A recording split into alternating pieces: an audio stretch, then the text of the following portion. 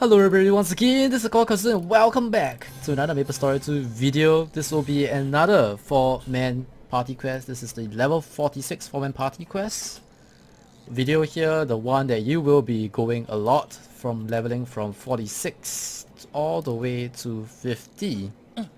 So as always, as I mentioned in the previous video, if you have not checked it out, currently for 50 cap, leveling via party quest is indeed the way to go. So the first thing you need to know is how to unlock the repeatable party quest. This one, I mean not party quest, the repeatable quest that gives you 5.9 million EXP. So what you need to do first and foremost is to go to this map known as MSI. Pardon my phone. Right here. Alright, there'll be a quest that you can get inside a room. The quest guy will bring you to this map, which is where the party quest is, to ask you to talk to this guy, and then he'll give you a quest to kill 20 monsters in the first area of the party quest itself. And after you hand in that quest back at him, alright, I'll talk more about that later on. You can get you unlock the quest, the 5.9 million quest from him, which you can do repeatedly while leveling. And realize that from 46 to 47 you require 82 million EXP, so 6 million is definitely very significant. But this party quest is not as simple as the previous one, so make sure to take note. The prerequisite will be to be at least level 46, which is why we're 46 and we're entering. But once that is done, we will be entering here. And I would say it's more of a memory game. It's more like if your party members do not know what is going on, they will screw this up. So I'm gonna go in right now. Bringing with me is Nima, Alan, and we have a public. Not too sure if it's a Korean, but here we go.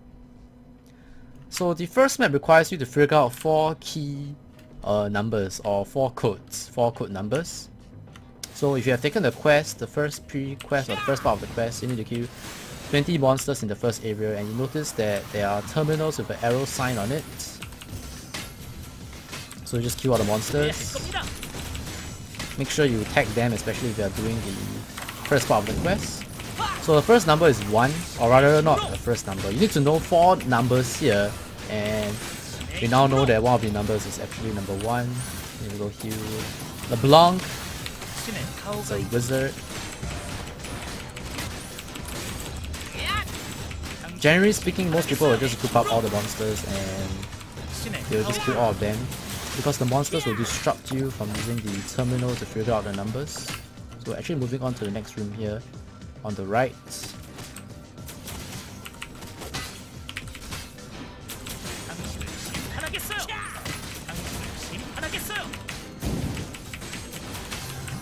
So the monsters will stop you from trying to figure out the code. So we should know the second number very soon here. So it's 18. 18. 2 more numbers to go.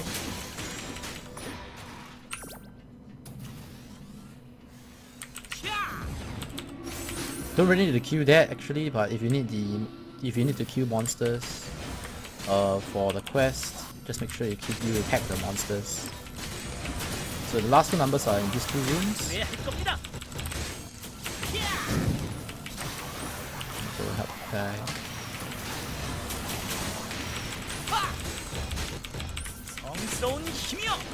Okay, so 183 and 183.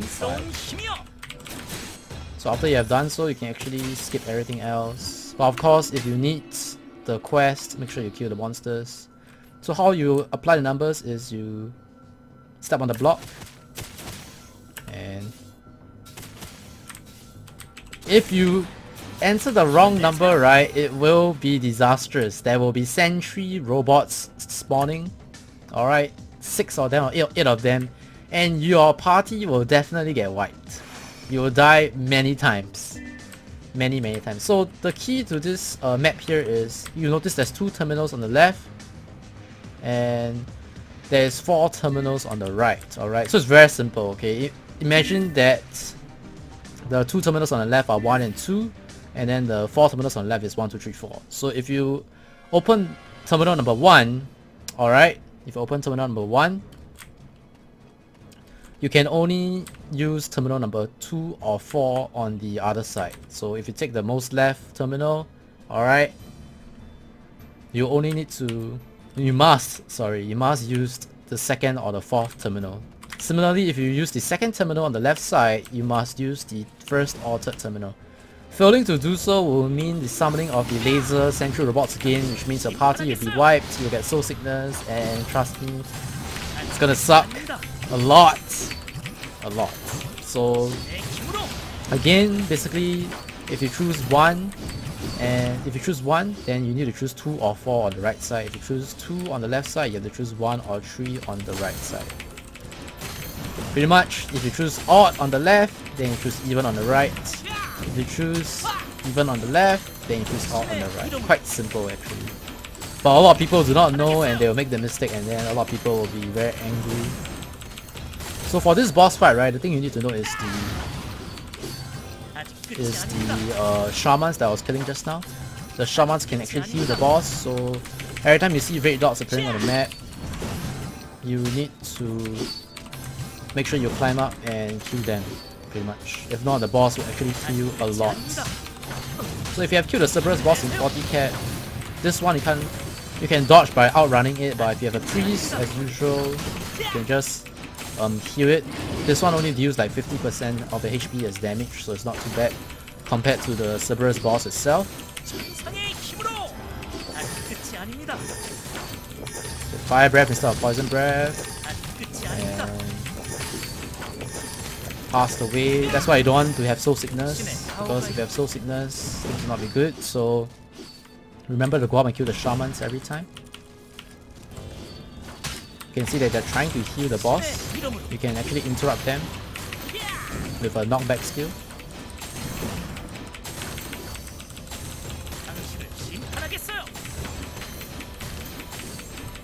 Unlike the poison breath, which has like a sound notification, it's quite loud.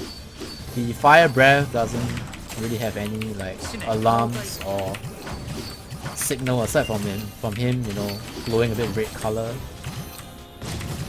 So this one, just make sure they're topped up. Should be fine.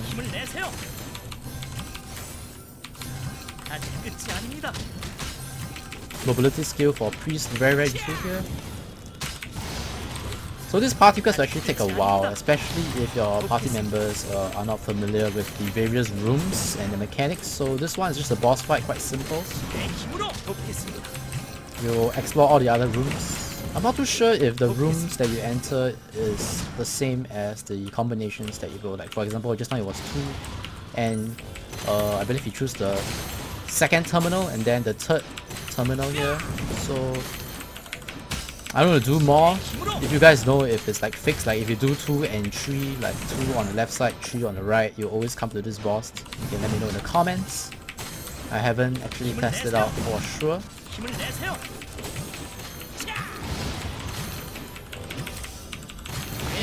If not, if you take care of the shamans, the boss is pretty easy. Make sure you get your loot. Most of the rooms here actually gives you loot via key, so make sure that your ETC slot, you have at least 1 ETC slot.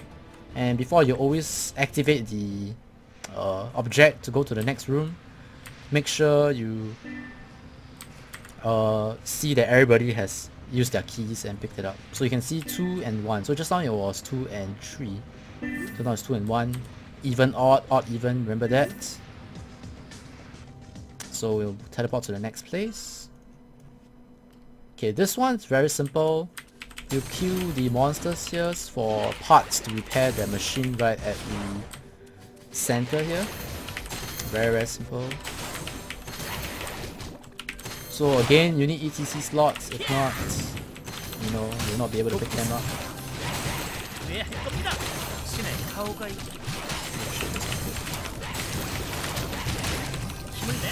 Seems that I have angered the lizards.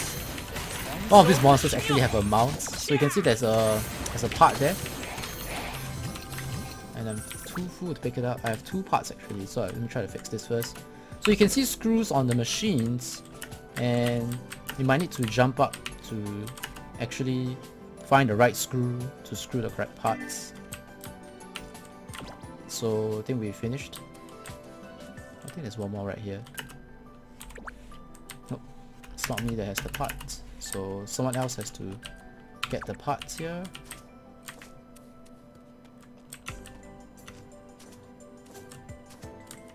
Not too sure what's this. I think it's a chest, hidden chest. So I think Alan might have the last part. Yep. So once you fix it, just make sure that you have all the parts. There'll be a cutscene and then a key will spawn and we are fine.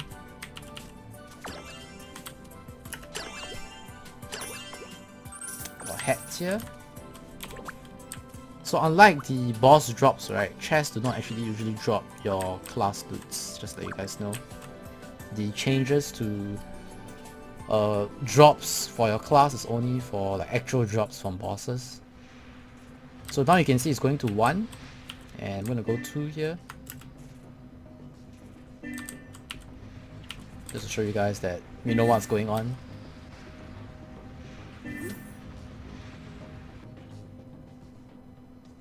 You'll be teleported to the next area. This one is you'll meet the boss that you face in the Chain Protection of Life, the level 38 4-man party quest. And you just need to bring him down to like 50% HP and that's done. You'll spawn your chest. But before that, you need to kill a bunch of zombies.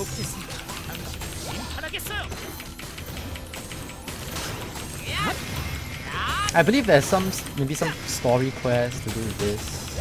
I mean, there must be some connection with why, you know, this party quest is actually linked to the previous party quest. So, yep. So you can see that the NPC is converting the forest back to its beautiful state before it was infected with the zombie virus.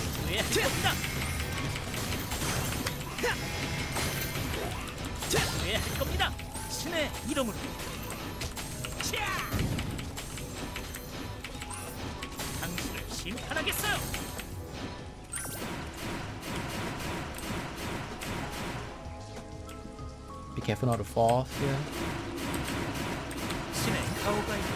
So after this, one more spawn. And did I drop? I think we did. Holy shit. This boss is actually quite scary in terms of damage. So again, if your party has no priest, you might be dying a couple of times, I think. You can see even in the previous Cerberus boss, people were really struggling. Nyan Pasu died once because I couldn't kill him in time because he was standing in the fire breath. It's quite hard to heal through that one. And I had low SP, so...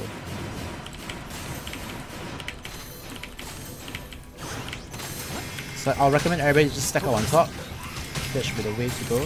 So you can see the boss deals high damage. We need to be careful here. Okay, how much I need to constantly heal my party members. I dare say there's just no way you can out-heal the damage without a healer. Of course we're just tanking it, so maybe if we dodge more, it'll be a lot better, for sure.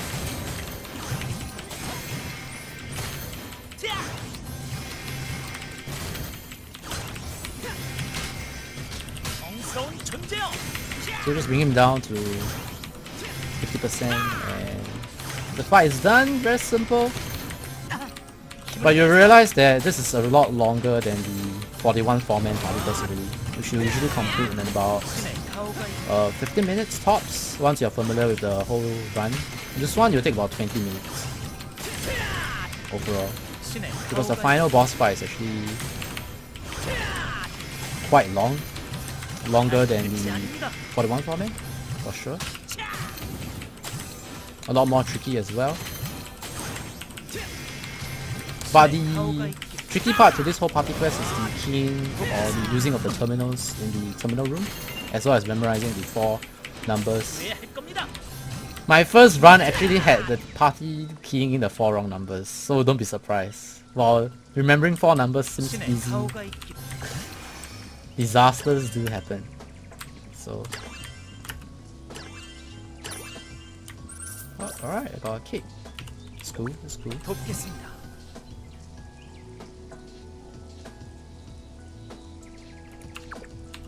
I know the stats, it's poison damage reduction. And something increase, I think it's lightning damage increase or divine damage. So the last one is actually terminal 1 and 4. So this will be the last combination. And after this, I'm not too sure. Is this the boss really? No, this is the ninja room. Okay, this is the one, right, where having a blink is actually very awesome. So you see this red tiles over on the other side, you need to jump across it and then use the TV terminal to take away the trap. If you step on it, right, what's going to happen is there'll be a wall that you will need to destroy. Basically it's a time waster and you don't want that to happen pretty much. And I think we didn't kill the ninja fast enough, so when that happens the gate will spawn, or I'm not sure someone stepped on the terminal or something. But for that one, it's the ninja. You need to kill the ninja fast to prevent the gate from opening. The rest is all triggered by the red panels, so don't step on the red panels pretty much. And you can see that they hit pretty hard against the level 46 person. Once you hit 48 and you wear level 48 gear, blue gears, you'll be a lot better. So you realize you can blink through it and you can dash through it. So unfortunately for priests, we do not actually have mobility skills. So you want to kill this guy fast before he opens the gate, call for help. There we go. So you can blink through it, jump across. So usually just let one guy do it instead, in case mistakes can happen. But Nima and Alan is having a lot of fun there.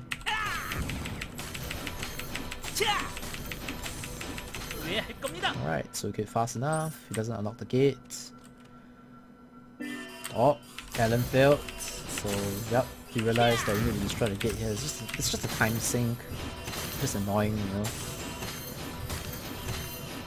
Overall, I would say this is the easiest stage, but it's the most annoying stage if our members do not actually know how it works.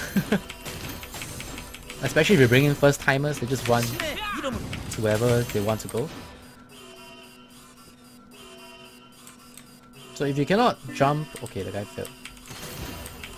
I bet Nima and Alan was cheering. He was happy, having a good laugh.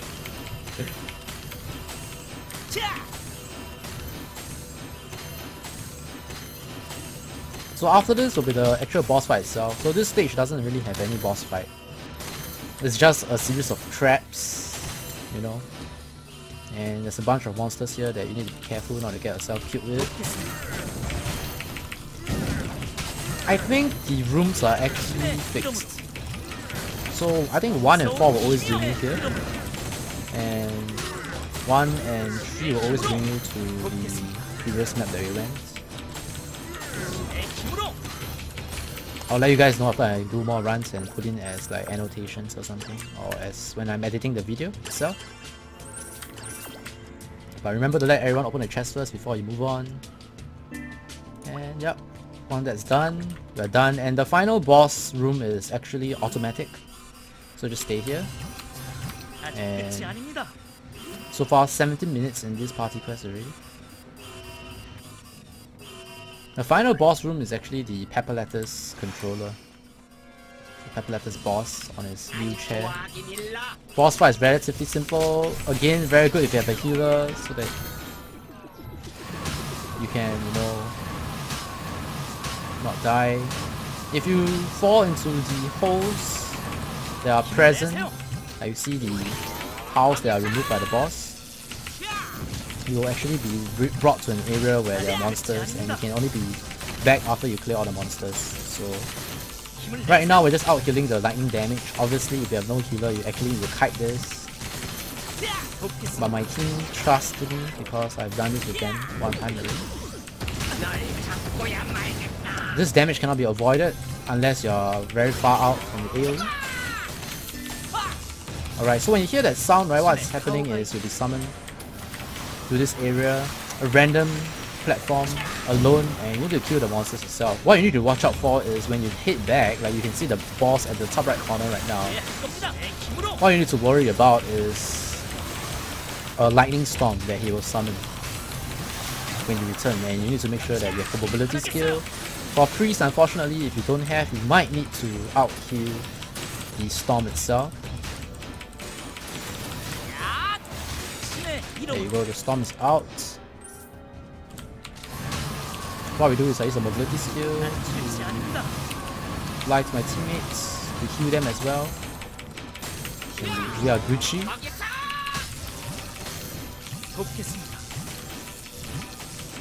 So you can see that this guy doesn't trust me a lot. So the number of tiles that disappears get increased, and the pattern changes over time.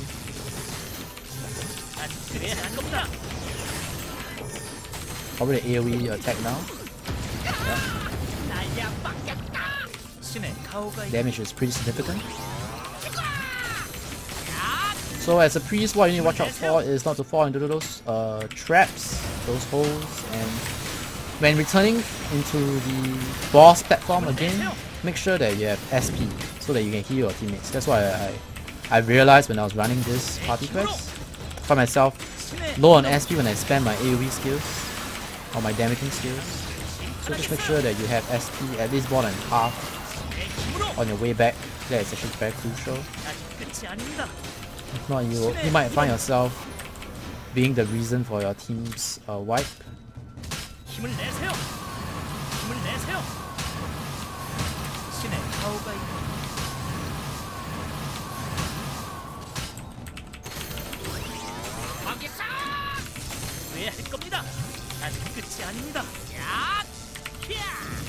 can see how much they trust my heals, dude. It's like he reads my mind that I have a laser for him and he goes ham.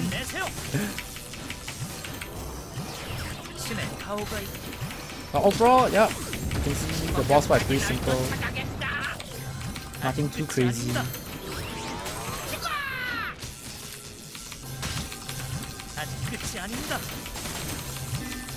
Alright, hear that sound again, that means we're gonna be teleported away.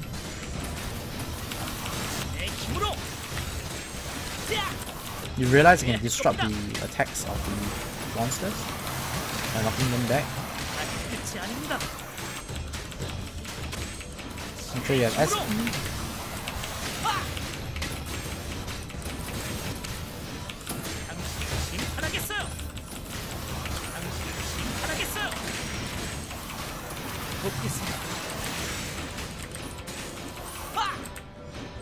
Is there a lightning storm? Yep, there is. The mage actually died. Oh no, Shima died.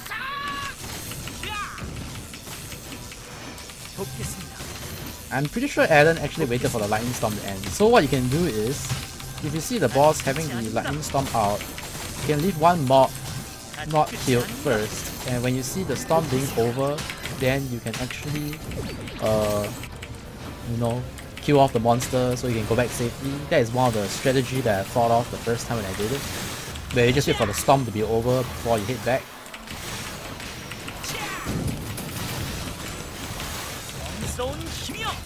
That's one way to deal with the storm, because you do not have a healer.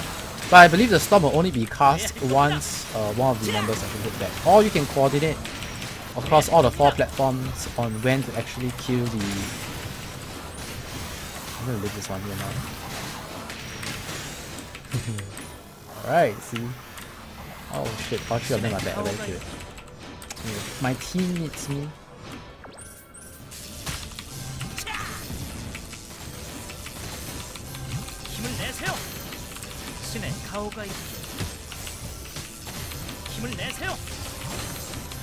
I think the healer finally realized that we are just sailing through.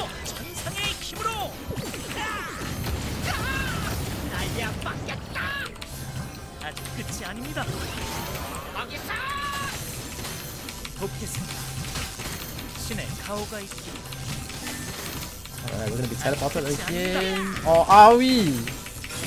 Alright, managed to kill it beforehand. And I'm not too sure what these are for. I've been collecting a lot of them. I have 2 of it. There's one more blue one, I think.